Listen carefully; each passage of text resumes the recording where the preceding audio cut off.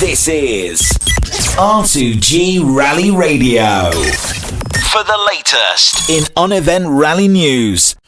This is your 2 o'clock report based on the morning stages, the 3 morning stages that have been held so far on leg 6 of the Silver Fern Rally for 2024, and certainly an incident-packed morning with no fewer than 6 cars having incidents in the first special stage, the Circle Hill Fort Hill stage, some just 12 k's long. But Scott O'Donnell had an issue in that first special stage, overshooting a junction, as did Jeff Judd, and we understand Ben Huband as well. But more significantly, Brian Green went off the road through a fence and got beached. Minimal damage to the car, and they were able to get the car out of the stage. But unfortunately, he then rolled, we think possibly because of a right rear tyre puncture in the next special stage, 44. And so they were temporarily withdrawn, but I see they're back out heading for the afternoon stages. Brian Van Eck had oil pressure issues in his Altezza and was a temporary withdrawal. Bruce Farley off the road in 9k into stage 43, and that was almost the same point that Evgeny Kurev in the Tuttle Porsche came unstuck and went off the road at the same place as well, both temporary withdrawn. Farley's come back out, but I see news appearing that he appears to have gone off the road in stage 46, so not the best day for Brian Green or Bruce Farley today. So moving on to the overall results, pretty much status quo with the overall standings as it works out at the moment, with James Ford continuing to be the leader. Robbie Stokes has eaten into his lead a wee bit with a second, a fourth and a second so far today, whereas Ford, you could quite well imagine, is starting to put himself into marathon rally mode with a 5th, a 7th and a 9th.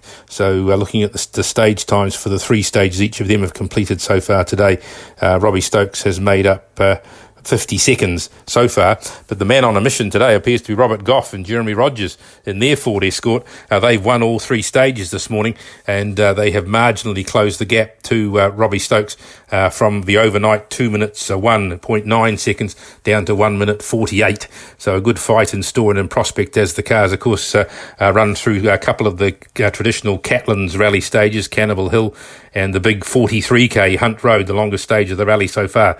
Could well be a deciding factor in today's action. Then the cars track further north to do the Dixon stage, which includes parts of the fabulous Curry Bush piece of road.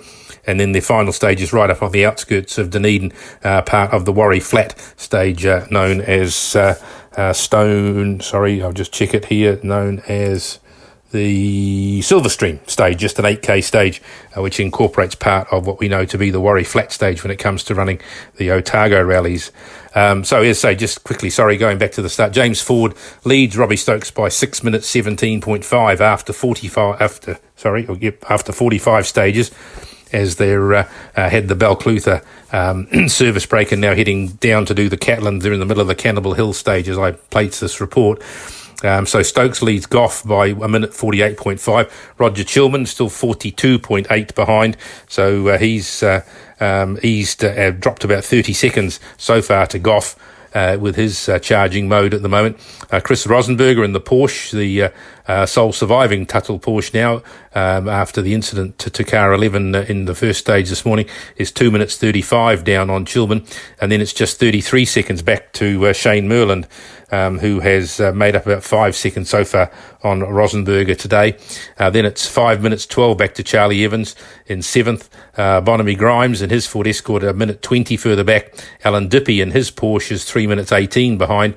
And then Jeff Judd has managed to make up a place or two with Philip Kaduri getting stuck off the road in the stage just before in the Falla Burn stage on the way to Balclutha this morning, and so he's dropped down 4 places by the look of it, being stuck off the road. So Juddy completes the top 10 now, 5 minutes 30 behind Alan Dippy.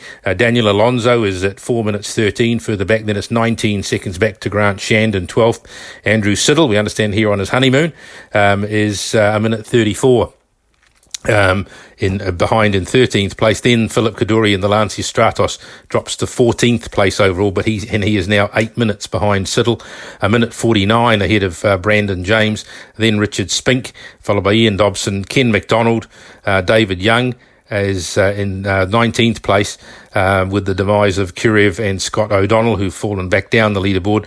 He's now in 19th place in his Escort Mexico and leads Class B. Steve Cox, as we've been saying all along, leads Class A in the Starlet. Tony Jardine is next, and then Ali Mackay, followed by Kurev, then O'Donnell. Chris Ford is 25th, then Julian Burley in the Talbot Lotus Sunbeam. Nathan Quinn, 27th, now ahead of Brian Green. And then Andy Martin, who apparently his car wouldn't start this morning, so he got, and it took sufficiently long to get it up and running that he missed the first special stage of the day. So he has only done 2 of the 3 stages so far today. Keith Stewart in 30th, Ben Howlett 31st, Merv Hatcher 32nd, Bruce Farley 33rd, Joshua Hilton is in 30th. We understand he was having clutch problems getting through the stages this morning, and William Midgley is in 35th and the final fully classified competitor so far. Remember, of course, our other retirements earlier in the preceding days: Dean Buist, Marion Evans, Marcus Van Klink, Darren Snooks and Peter Sharmack. So over to the challenge side of things. Well, there's been a bit of an incident there for Dave Strong, in that he and Rob Scott, Honda Jazz, stopped 200 metres into the Fallaburn stage, which cost them some time. Chris Ramsey behind them on the road passed them and came out of the stage in front, so that means that Dave Strong lost the thick end of 2 minutes in that particular stage. So what was a 6-minute margin is now out to 8 minutes 32.7 in favour of Rambo and Amy Hudson in the Toyota Corolla.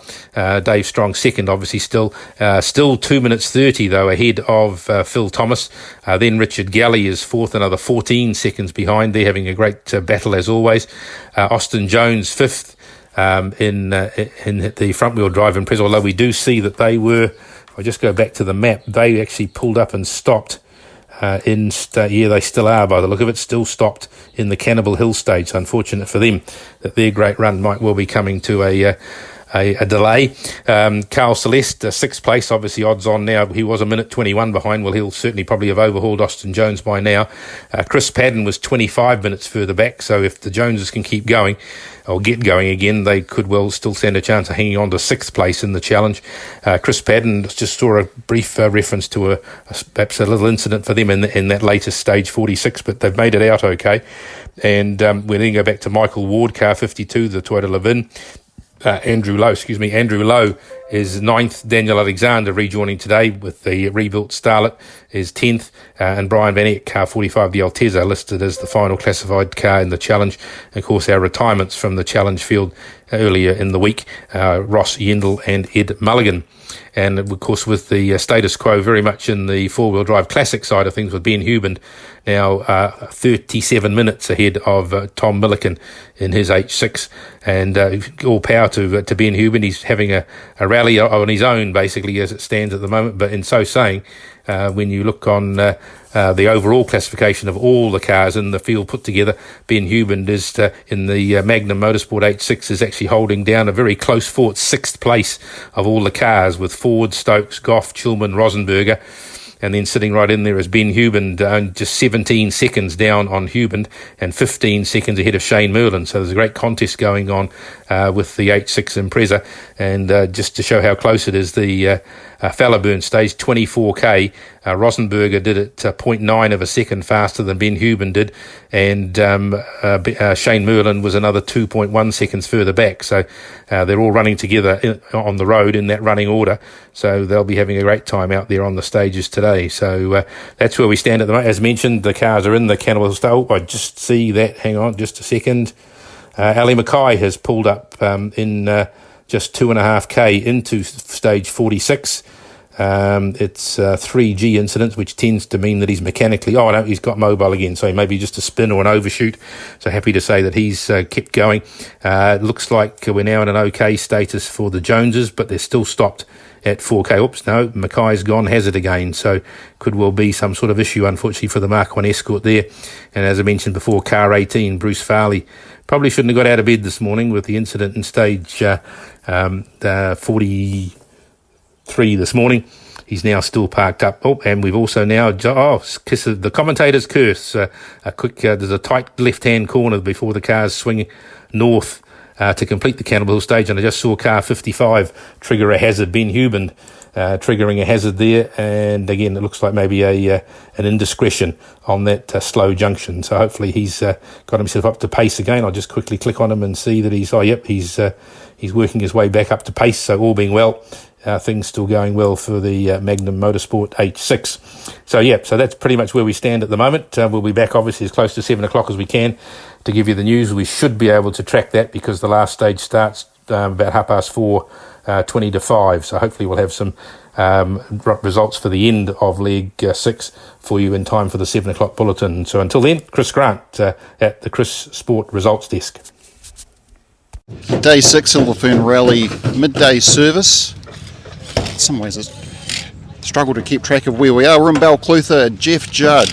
This hasn't been the event that has really swung your way. It was looking good at the moment, but you're looking at your team busy bashing and straightening in one of your cars. Yeah, our Greenie's had a couple of incidents this morning, but hey, the car's not too bad, is it? So as long as he can get going again, it would be really nice to have all the cars finished in Monaco tomorrow. That would be, that'd be great. Now, as far as yourself, you had a nice steady pace, but that's rallying really with what happened 2 days ago. Yeah, I mean, it was just a shame where I parked that the recovery was hard, so we couldn't get to that last time control, and that was another 15-minute penalty. Otherwise, we'd still be fifth, but we're back to 10th. I'm happy enough with that. At the start of the day, it was a goal to get in the 10th, but the Porsche's crashed and the Lancia's off on that stage. He'll get going again, but hey, we've just got to get to the finish and do no more damage. Excellent. Well, we'll see how that goes. One more day to go. Thanks, Lance.